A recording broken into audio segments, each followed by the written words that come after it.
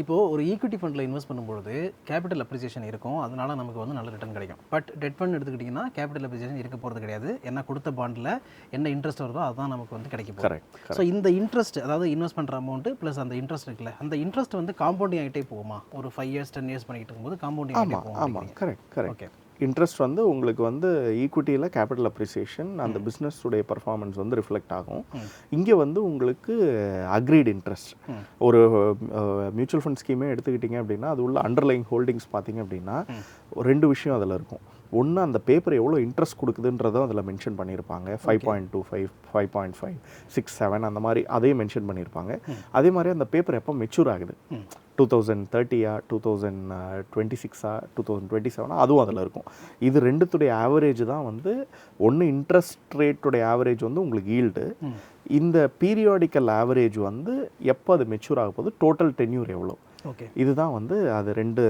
ஒரு சிம்பிளாக நீங்கள் பார்க்கணும் ஒரு டெட் ஃபண்டில் அப்படின்னா இதை நீங்கள் வந்து பார்த்துக்கலாம். அதே மாதிரி higher the tenure higher the risk comparatively அந்த அப்ஸ் அண்ட் டவுன்ஸ் வந்து கொஞ்சம் அதிகமாக இருக்கும். பொதுவாக இந்த banking and PSU category, short term category இதெல்லாம் பார்த்தீங்கன்னா ஒரு ஷார்ட் பீரியடில் மேக்ஸிமம் ஒரு 2, 3, 5 இயர்ஸ் இந்த பீரியடில் உங்களுக்கு மெச்சூர் ஆகிற பேப்பர்ஸ் உள்ளே இருக்கும். இதே நீங்கள் மீடியம் டியூரேஷன் போகிறீங்க அண்ட் லாங் டியூரேஷன்லாம் போகிறீங்கன்னா it will go for a longer period. Long டியூரேஷன்லாம் எஸ்பெஷலி போகிறீங்கன்னா 7 to 10 வருஷம் கூட உங்களுக்கு போக வாய்ப்பு இருக்குது. பட் ஓவரால் பாயிண்ட் இஸ் அதிலிருந்து வர இன்ட்ரெஸ்ட் அக்ரூவல் தான் வந்து உங்களுக்கு வந்து ரிட்டனாக வந்து கிடைக்கும். அண்ட் அதை வந்து ஒரு ஃபண்ட் மேனேஜர் வந்து ரீஇன்வெஸ்ட் பண்ண அவருக்கு சில பேப்பர்ஸ் மெச்சூர் ஆகிருக்கும்.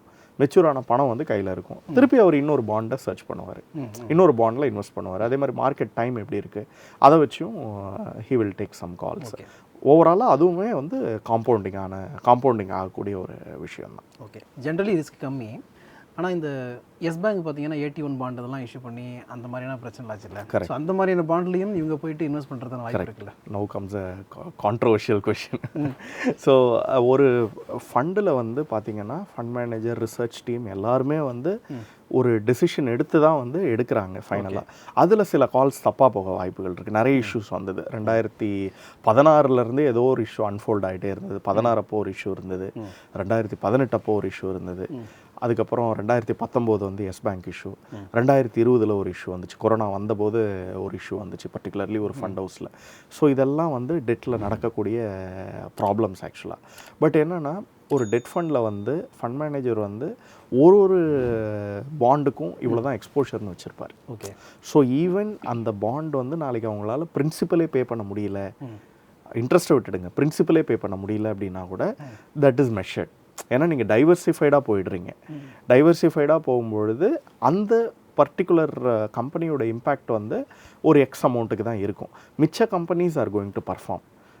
That is where you need help of a mutual fund distributor. ஒன்று வேரன் ரிஸ்கையும் அவர் உங்களோட ரிஸ்கையும் புரிஞ்சுட்டு அண்ட் ஓவராலாக ஆஃபரிங்ஸில் என்னென்னலாம் இருக்குது அதோடைய சாதக பாதகம் எல்லாத்தையும் யோசித்து உங்களுக்கு சொல்யூஷன் பில்ட் பண்ணுவார். இப்போ ஒரு ப்ராப்ளம் வருது அப்படின்னா கூட AAAல அது கம்மியாக இம்பேக்ட் பண்ண வாய்ப்புகள் இருக்குது. அன்லஸ் வேறு ஒரு பெரிய இஷ்யூவாக இருக்குது, அது ஒரு பூதாகரமாக வெடிக்குது அப்படின்னா AAAவில் வந்து ப்ராப்ளம் வரும். நடந்த இந்த 2016, 18, 20லலாம் கூட AAAல ப்ராப்ளம் வந்து எஸ்பெஷலி 16, 19 நடந்த பர்டிகுலர் கம்பெனிஸில் வந்து AAAவாக இருந்த கம்பெனிஸில் தான் வந்து ப்ராப்ளமே வந்தது, பூதாகரமாக வெடிச்சது. பட் ஃபண்ட் மேனேஜர் வந்து அந்த ரிஸ்க் மிட்டிகேஷன் ப்ராசஸை வந்து ஒரு கம்பெனியில் அது ஆக தான் வாய்ப்புகள் இருக்குது ஒரு டெட் ஃபண்டில். பட் மிச்ச கம்பெனியில் அது நடக்கலை அப்படிங்கிற போது அந்த healing period could be 2 to 3 years. அந்த 2 to 3 yearsல மிச்சபடி உங்களுக்கு வரக்கூடிய இன்ட்ரெஸ்ட் எல்லாம் அக்ரூவ் ஆகிருக்கும் அண்ட் ஓவராலாக வந்து அப்ரிசியேஷனும் நடந்திருக்கும், அந்த காம்பவுண்டிங் வந்து நடந்திருக்கும். அதனால் ஒரு பர்டிகுலர் இஷ்யூ பர்டிகுலர் கம்பெனிக்கு நடக்கிற ப்ராப்ளம் வந்து நம்ம என்டையர் ஃபண்டுக்குன்னு நினச்சிக்க தேவையில்லை. அதே மாதிரி any developed country if you take, நமக்கு இந்த ப்ராப்ளம்லாம் 2016, 18 தான் நம்ம பார்த்துட்ருக்கோம். When it comes to USA, China இங்கெல்லாம் பார்த்திங்க அப்படின்னா any developed country for that matter அங்கே வந்து பாண்ட் வந்து ஒரு ஃபுல் சைக்கிள் வந்து பார்த்துருக்கு. அதனால் அந்த ஃபுல் சைக்கிள் பார்த்ததுனால அதுக்கு நடுவில் நடந்த ஆக்சிடென்ட்ஸு, அதில் நடுவில் நடந்த ஷாக்ஸு இது எல்லாம் வந்து மக்கள் வந்து பரிச்சயப்பட்டிருக்காங்க. ஸோ அதெல்லாம் இன்னமும் நடக்கும். From 2024 to 2034 till 2034 R even further also இந்த ப்ராப்ளம்ஸ் எல்லாம் நடக்காமல் இருக்கவே போகிறதில்ல. கண்டிப்பாக அடுத்த சைக்கிளில் நடக்கும். அது எப்போ நடக்கும் என்னன்னு தெரியல. எவ்வளோக்கு எவ்வளோ ரிஸ்க் மிட்டிகேஷன் வச்சுருக்கோம். நம்ம ஒரு ஃபிக்ஸட் இன்கம் போர்ட்ஃபோலியோ, ஒரு டெட் போர்ட்ஃபோலியோ, நம்ம ஏற்கனவே EFGHIன்னு பழைய வீடியோஸ்லலாம் பேசியிருக்கோம். இது எல்லாமே கம்பைண்டாக இருக்கணும் ஒன்று. அதே மாதிரி ஃபிக்ஸட் இன்கம்னு f is for fixed income. So fixed இன்கம்லையும் அகெயின் யூ நீட் டைவர்சிஃபிகேஷன். உங்ககிட்ட ஓவர் நைட் இருக்கணும், லிக்விட் இருக்கணும், banking and PSU short term இருக்கணும். அதே மாதிரி long duration. If at all உங்களால் ரிஸ்க் இன்னும் கொஞ்சம் ஒரு கியர் எக்ஸ்ட்ரா எடுக்க முடியும், ஒரு டிகிரி எக்ஸ்ட்ரா எடுக்க முடியும்னா கிரெடிட் ரிஸ்க் அப்படிங்கிற ஃபண்டும் உங்களுடைய போர்ட்ஃபோலியோவில் இருக்கலாம். ஒரு சின்ன ஆல்ஃபா, ஒரு 0.5 or 1% ஆல்ஃபா கிடைக்கிறதுக்கான வாய்ப்புகள் இருக்குது. அதே மாதிரி whenever there is an opportunity, இன்னும் கொஞ்சம் எக்ஸ்ட்ராவாக வாங்க முடியுமா உங்களால், இல்லை லிக்விட்லேருந்து அந்த டாக்டிக்கல் கால்ஸை எக்ஸசைஸ் பண்ண முடியுமா இந்த இன்ட்ரெஸ்ட் ரேட் கால்ஸ் மூலமாக, அதுலேருந்து இன்னும் கொஞ்சம் ரிட்டனை பூஸ்ட் பண்ண முடியுமா, இது எல்லாமே வந்து can be planned in fixed income. Fixed இன்கம்னாலே நீங்கள் இதுவாக எடுத்துக்க தேவையில்ல, ரொம்ப லோ இன்ட்ரெஸ்ட் கிவிங் ப்ராடக்டாக எடுத்துக்க தேவையில்ல. சில கேலண்டர் இயர்ஸில் வந்து அது பேங்க் இன்ட்ரெஸ்ட்டோட அதிகமாகவும் பர்ஃபார்ம் பண்ணியிருக்கு. குறிப்பிட்ட ஒரு பேங்க் இன்ட்ரெஸ்ட் ஒரு 5-6ன்னு போயிட்டு இருந்த டைமில் 9 or 10% கூட சில ஃபண்ட்ஸ் வந்து கொடுத்துருக்கு. ஓகே. கிரெடிட் ரிஸ்க் ஃபண்டுனா கிரெடிட் ரிஸ்க் ஃபண்ட் அப்படின்னா நம்ம ஏற்கனவே பார்த்த மாதிரி AAA papers, AA papers, AA- இதெல்லாம் இருக்குது. AAA பேப்பருக்கு கிடைக்கக்கூடிய இன்ட்ரெஸ்ட் வந்து AA கிடைக்காது, அதை விட கொஞ்சம் கூடுதலாக தான் கிடைக்கும் இல்லைங்களா. ஸோ இந்த ஃபண்டில் வந்து அந்த AA பேப்பர்ஸ், AA+, AA- அந்த மாதிரி இருக்கும். AAA வந்து கொஞ்சம் கம்மியாக இருக்கும். ஸோ டிப்பிக்கலாக 7% AAA கொடுத்துட்ருக்கு அப்படின்னா இந்த AA+, AA- இதெல்லாம் வந்து ஒரு 7.5, 7.7 அந்த ரேஞ்ச் கொடுத்துருக்கோம். இதோடைய ஆவரேஜ் அவர் நிறைய AA வச்சுருக்க போகிறாரு கிரெடிட் ரிஸ்கில். பை டிஃபால்ட் 65% வந்து இந்த கேட்டகரியில் இருக்கணும் ஓவரால் 100 ரூபாயில். ஸோ 65% AA- அந்த ரேஞ்ச் இருக்கும் பொழுது ஆப்வியஸ்லி ரிட்டர்ன் ஈல்டு வந்து கொஞ்சம் 0.5, 0.7 வந்து கொஞ்சம் அதிகமாக இருக்கும். ஸோ அதுதான் கிரெடிட் ரிஸ்க். அதே மாதிரி வந்து பை டிஃபால்ட் அந்த நேமில் இருக்கிற மாதிரி கிரெடிட் ரிஸ்க் ஆகிறதுக்கான வாய்ப்புகள் அந்த கம்பெனிஸில் நிறைய இருக்குது, அது உள்ளே இருக்கிற கம்பெனிஸில். ஸோ அந்த மாதிரி கம்பெனிஸ்க்கு நம்ம இன்வெஸ்ட் பண்ணுறோம் அப்படிங்கிற போது நமக்கு கொஞ்சம் இன்சென்டிவைசேஷன் வேணும், நமக்கு கொஞ்சம் ஈல்டு வேணும். அதுக்கு it's getting compensated. That is what is the category it self. அது டெட் ஃபண்ட்ஸ்லேயே வந்து கொஞ்சம் ஹையர் ரிஸ்க் இருக்கக்கூடிய ஒரு கேட்டகரி. பட் கிரெடிட் ரிஸ்க் வந்து எல்லா ஃபிக்ஸட் இன்கம் இன்வெஸ்டர்ஸ், எல்லா டெட் ஃபண்ட் இன்வெஸ்டர்ஸ்க்கும் கிடையாது. குறிப்பிட்ட சில investors who would like to take that risk can take that. Depends. அது ஈக்விட்டி ஃபண்ட்ஸை பொறுத்த வரைக்கும் ஒரு 5 to 6 இயர்ஸில் வந்து டபுள் ஆகும் அப்படின்னு சொல்லுவாங்க. ஏன்னா 15% ஆவரேஜாக நம்ம கால்குலேட் பண்ணோம் அப்படின்னா அந்த மாதிரி நடக்கும்னு சொல்லுவாங்க. பட் டெட் ஃபண்ட்ஸில் நம்ம போடுற இன்வெஸ்ட்மெண்ட் வந்து எப்போ டபுள் ஆகும், எவ்வளோ நாள் ஆகும்? ரஃப்லி 8 to 10%. அகைன் ரூல் ஆஃப் 72லேயே நீங்கள் பண்ணீங்க அப்படின்னா 72/8 or 72/7 அந்த time, or 72/6 also in some cases. So அத்தனை டைம் எடுத்துரும் உங்களுக்கு. 10 years அந்த மாதிரி 8, 9, 10 years அந்த ரேஞ்சுக்கு வந்து உங்களுக்கு டபுளிங் டைம் வந்து நடக்கும் அதுலேருந்து பர்டிகுலராக. அதே மாதிரி நீங்கள் ஈக்விட்டி ஃபண்டோட பேரலாக ரன் பண்ணுறீங்க. சப்போஸ் 50-50 பிரித்து வச்சுருக்கீங்க உங்கள் பணத்தை, 100 ரூபாய் 50 ரூபா ஈக்விட்டிக்கு 50 ரூபா டெட்டுக்குன்னு பிரித்து வச்சுருக்கீங்க அப்படின்னா, உங்கள் எக்ஸாம்பிளே நான் எடுத்துக்கிறேன், 15% ரிட்டர்ன் சொன்னீங்க. 50 ரூபா வந்து உங்களுக்கு 15% ரிட்டர்ன் கொடுக்க போகுது, ஓகேங்களா. அப்போ 50 ரூபா வந்து உங்களுக்கு வந்து ஒரு 10 years பீரியடில் பார்த்தீங்க அப்படின்னா 200 ரூபாய் ஆயிருக்கும், 4 times ஆயிருக்கும். ஏன்னா 50 வந்து 100 ஆகிடுது ஒரு 5 வருஷத்தில், அந்த 100 வந்து இன்னொரு 100 ஆகிடுது ஆஸ் பர் 15% ரூலில். ஸோ அதுவே கிட்டத்தட்ட 200 rupees ஆகிடுது. இன்னொரு 50 rupees நீங்கள் டெட் ஃபண்டில் போட்டு வச்சுருக்கீங்க, விச் ஃபெச்சஸ் யூ லெட்ஸ் டேக் 7% அப்படின்னு சொல்லிட்டு அந்த 50 rupees வந்து ஒரு 100 rupees ஆகிடுது. ஸோ ஓவராலாக பார்க்கும்பொழுது நீங்கள் 100 ரூபாய் இன்வெஸ்ட் பண்ணீங்க, உங்களுக்கு 300 ரூபாய் இருக்குது அசட் அலோகேஷன் பிரகாரம். அண்ட் டெட் ஃபண்ட்ஸில் மட்டும் தனியாக நீங்கள் பார்க்கும்பொழுது it takes sweet 10 years. Okay. But advantage என்னென்னா, உங்களுக்கு இந்த பியூர் எக்விட்டிக்கும் இங்கேக்கும் நீங்கள் பார்த்தீங்க அப்படின்னா உங்களுக்கு வந்து அந்த ரிஸ்க் மிட்டிகேஷன் தான். மார்க்கெட் இறங்கும் பொழுது உங்களோட portfolio will fall little less. And ஓவராலாக எப்போயாவது நீங்கள் ஆக்சஸ் பண்ணணும் அப்படின்னா ஈக்விட்டியில் வந்து you need a lot of questions. எப்போ என்ட்ரு பண்ணலாம், எப்போ எக்ஸிட் பண்ணலாம். சம்டைம்ஸ் எக்ஸிட் பண்ணிவிடுவோம், எக்ஸிட் பண்ணதுக்கப்புறமா மார்க்கெட் மேலே போக ஆரம்பிச்சிடும். அடடா நம்ம இப்போ எக்ஸிட் பண்ண அந்த ரிக்ரெட்ஸ் எல்லாம் இருக்கும். இங்கே அந்த கொஷின்ஸே கிடையாது. இந்த மாதம் பண்ணலையா அடுத்த மாதம், அடுத்த மாதம் பண்ணலையா அடுத்த மாதம், எனக்கு எவ்வளோ இன்ட்ரெஸ்ட் கிடைக்கும் ரஃபாக ஒரு அப்ராக்சிமேட்டாக நீங்களே கேல்குலேட்டும் பண்ணிடலாம். ரஃப்லி எனக்கு இந்த ரேஞ்ச் வரதுக்கான வாய்ப்புகள் இருக்குது. நான் இன்னும் ஒரு வருஷம் சப்போஸ் போஸ்ட்போன் பண்ணிடுறேன் என்னுடைய டெசிஷன் அப்படின்னா, அந்த போஸ்ட்போன் பண்ணதுக்கான டெசிஷனுக்கும் ரஃபாக நீங்களே கேல்குலேட் பண்ணிவிடுவீங்க இன்ட்ரெஸ்ட்.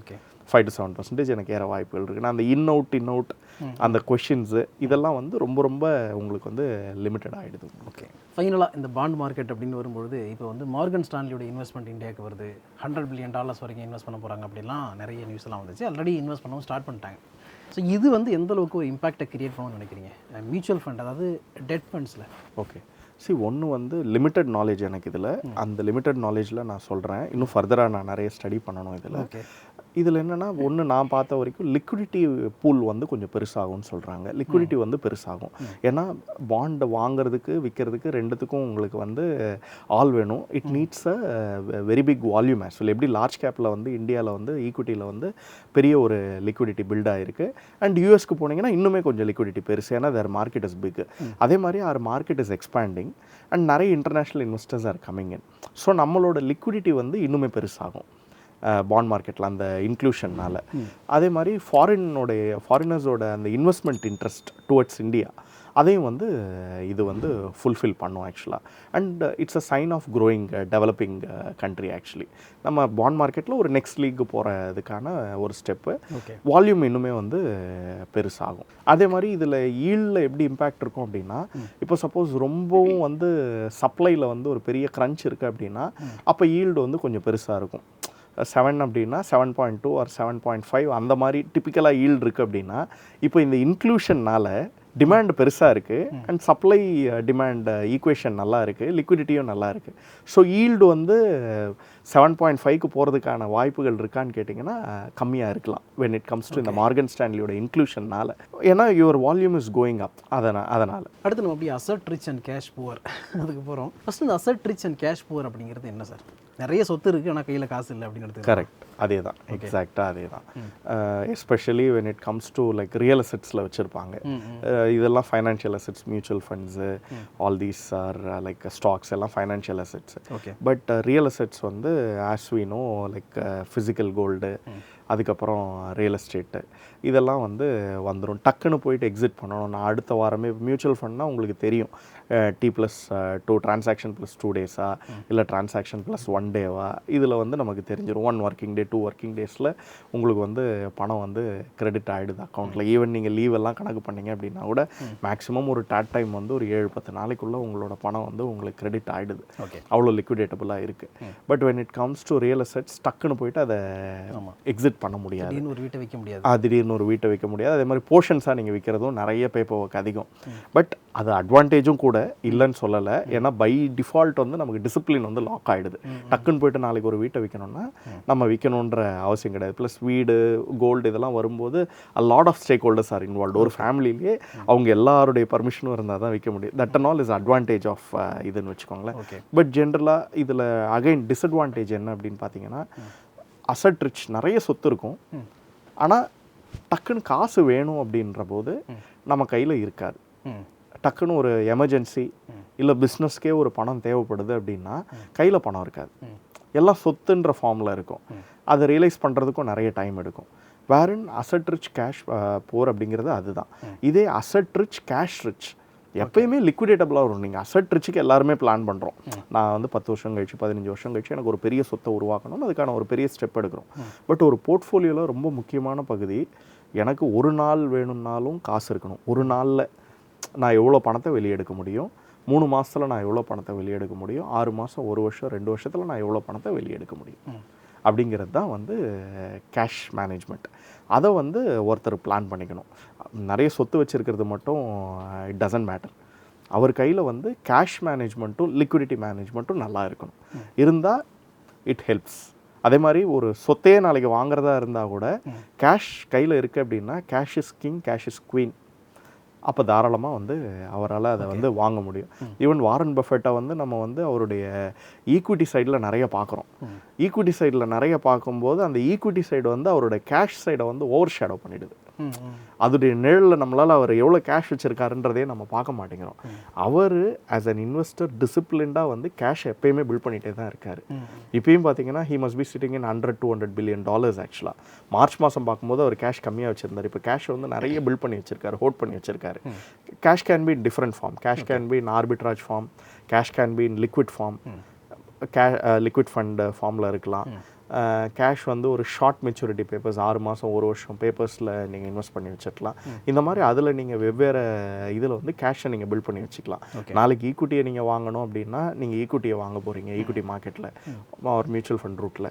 சேம் நீங்கள் ஒரு கம்பெனியே உங்களுக்கு வந்து ஒரு நல்ல விலைக்கு வருது, உங்களுக்கு அது நல்ல ஆப்பர்ச்சுனிட்டி. நார்மல் டைமில் 4x வேல்யூவேஷனில் அந்த கம்பெனி கிடைக்கும். பட் இப்போ வந்து எனக்கு 2x வேல்யூவேஷனில் கிடைக்குது, தாராளமாக நீங்கள் இது பண்ணலாம். எஸ்பெஷலி கோவிட் வந்தபோது நிறைய பிஸ்னஸஸ் வந்து கேஷுக்கு ஸ்டாவ் பண்ணாங்க. கேஷே இல்லை அவங்ககிட்ட, நல்லா பிஸ்னஸ் பண்ணவங்க. பட் அந்த டைமில் கேஷ் இல்லை. ஸோ அந்த எமர்ஜென்சி அப்படின்னு வர டைமில் அசட் இதெல்லாம் வந்து ரெண்டாவது தான். கேஷ் வந்து யார்கிட்ட இருக்குது, அவங்க தான் இன்னைக்கு கிங், அவங்க தான் இன்னைக்கு டீல் மேக்கர். டேபிளில் உட்காந்து பேசுகிறோம் அப்படின்னா என் கையில் கேஷ் இருக்குது. அந்த டைமில் டஃபஸ்ட் டைமில் நான் சொல்கிறேன், அன்னைக்கு நான் தான் கிங்கு, கேஷ் என்கிட்ட இருந்தது அப்படின்னு சொன்னேன். So cash management is very very important. Okay, cash தான் கிங்கு அப்படிங்கிறது வந்து நிறைய பேர் நிறைய இடங்களில் சொல்லியிருக்கிறாங்க. ஆனால் இப்போ ஒரு மியூச்சுவல் ஃபண்ட் டிஸ்ட்ரிபியூட்டராக இந்த அசட் ரிச் கேஷ் புவர் அப்படிங்கிற கான்செப்ட்டுக்கு வந்து என்ன சொல்யூஷன் கொடுப்பீங்க நீங்கள்? ஓகே, இப்போ அசட் ரிச் கேஷ் புவர் நிறைய வந்து asset oriented talks, asset oriented solutions நிறைய இருக்குது. பாப்புலராக கேள்விப்பட்டிருப்போம். இன்னும் எவ்வளோ ரிட்டர்ன், ஆமாம் கேஷ் ஓரியன்ட் சொல்யூஷன்ஸ் இருக்குது. பட் அதை பற்றின அவேர்னஸ் தான் இல்லை ஆக்சுவலாக. ஸோ ஆஸ் அ டிஸ்ட்ரிபியூட்டர் நான் சஜஸ்ட் பண்ணுறது வந்து எப்பயுமே கேஷ் தனியாக பில்ட் பண்ணி வச்சுட்டே இருங்க. எப்பயுமே ரெடியாக இருக்கணும் உங்கள் கையில். அதை வந்து சில குறிப்பிட்ட ஃபண்ட் கேட்டகரிஸ் மூலமாக நீங்கள் பண்ணலாம் தாராளமாக. ஓவர் நைட் ஃபண்ட் ஒரு சொல்யூஷன், லிக்விட் ஃபண்ட் ஒரு சொல்யூஷன், அதுக்கப்புறம் ஈக்விட்டி சேவிங்ஸ் ஃபண்ட் ஒரு சொல்யூஷன். இன்னும் கொஞ்சம் அதிகமான டைம் இருந்தது அப்படின்னு சொன்னால் அதே மாதிரி அல்ட்ரா ஷார்ட் பாண்ட் ஃபண்டுன்னு இருக்குது, லோ டியூரேஷன் ஃபண்ட் இருக்குது, மணி மார்க்கெட் ஃபண்ட் இருக்குது. கிட்டத்தட்ட ஒரு 7-8 கேட்டகரி வந்து நீங்கள் மியூச்சுவல் ஃபண்ட், ஆர்பிட்ராஜ் ஃபண்ட் இருக்குது. இது எல்லா கேட்டகரிஸுமே நீங்கள் தாராளமாக வந்து மியூச்சுவல் ஃபண்டில் கேஷ் பில்டிங் சொல்யூஷனாக நீங்கள் வச்சுக்கலாம். அதுக்காக ரிட்டர்னை ரொம்ப காம்ப்ரமைஸ் பண்ணணுன்ற அவசியம் கிடையாது. அதுக்கேற்ற மாதிரி கொஞ்சம் ஸ்லைட்லி கொஞ்சம் ரிட்டர்ன் அதிகமாக கிடைக்கிற மாதிரியும் நீங்கள் பிளான் பண்ணிக்கலாம். அது இண்டிவிஜுவல் டு இண்டிவிஜுவல் வேரி ஆகும். பட் இங்கே வந்து ரிட்டர்ன் சம்பாதிக்கிறது, அசட் சம்பாதிக்கிறது வந்து செகண்டரி தான் இந்த சொல்யூஷனை பொறுத்த வரைக்கும். ஃபஸ்ட்டு எவ்வளோ கேபிட்டலை நான் ப்ரிசர்வ் பண்ணுறேன், அதுதான் வந்து ரொம்ப முக்கியமான விஷயம். அது மாதிரி again like referring back to Warren Buffett, அவர் கிட்டத்தட்ட இந்த நிறைய வெல்த் கிரியேட் பண்ணது பார்த்தீங்கன்னா ஸ்டாக் மார்க்கெட்டில் தான் கிரியேட் பண்ணியிருக்காரு, அதில் சந்தேகமே கிடையாது. பட் எந்த வேல்யூவேஷனில் என்டர் ஆகிருக்காரு, அவர் நிறைய டோன்ட் வேஸ்ட் அ கிரைசிஸ்ன்னு சொல்கிறோம் இல்லைங்களா, அந்த மாதிரி அவர் கிரைசிஸை வேஸ்ட் பண்ண மாட்டார். மார்க்கெட் இறங்குச்சு அப்படின்னா அவர் இன்வெஸ்ட் பண்ணுவார். ஒன்று அவருடைய டிப்பிக்கல் ஹோல்டிங் பீரியட் அதிகம், அதே மாதிரி ஸ்டாக் மார்க்கெட் இறங்கும் பொழுது கேஷ் அவர் ரெடியாக வச்சுருப்பார். அந்த டைமில் உள்ளே என்டர் ஆவார். அது செக்டரலாக இருக்கலாம், இல்லை overall broad market drawdown, broad market ஒரு பேர் மார்க்கெட்டில் இருக்கலாம். அந்த டைமில் உங்கள் கையில் கேஷ் இருந்தது அப்படின்னா you can make use of it. ஒன்று உங்களோட எமர்ஜென்சி ஃபண்ட் ஸ்டிக் ஆகிடுது, இன்னொன்று மார்க்கெட்டில் நீங்கள் நாளைக்கு வாங்கணும்னு நினச்சாலும் உங்கள் கையில் ஒரு பெரிய கார்பஸ் பில்டாக இருக்குது த்ரூ கேஷ் ஃபார்ம். அதை நீங்கள் மார்க்கெட்டை இன்னும் எஃபிஷியண்ட்டாக நீங்கள் வந்து வாங்கலாம். அதே மாதிரி கேஷ் மேனேஜ்மெண்ட்டுக்கு ஜென்ரலாக இயர்லி எக்ஸ்பென்சஸ் எல்லாம் இருக்குது இல்லைங்களா, ஸ்கூல் ஃபீஸாக இருக்கலாம், அப்புறம் வந்து ஒரு இன்சூரன்ஸ் ப்ரீமியம் பேமெண்ட்டாக இருக்கலாம். இதெல்லாம் நீங்கள் மேனேஜ் பண்ணுறதுக்கும் வந்து you can use all these cash based solutions. Okay, so debt ஃபண்டில் ஆரம்பித்து அசட் ரிச் கேஷ் புவர் அதை எப்படி மேனேஜ் பண்ணுறது அப்படிங்கிறது வரைக்கும் நம்ம வந்து இதில் முடிச்சிருக்கோம். இன்னும் நிறைய விஷயங்கள் பிரணேஷ் கிட்ட கேட்குறதுக்கு இருக்குது, தொடர்ந்து பேசலாம். அடுத்த வீடியோவில் மீட் பண்ணுவோம். Stay tune.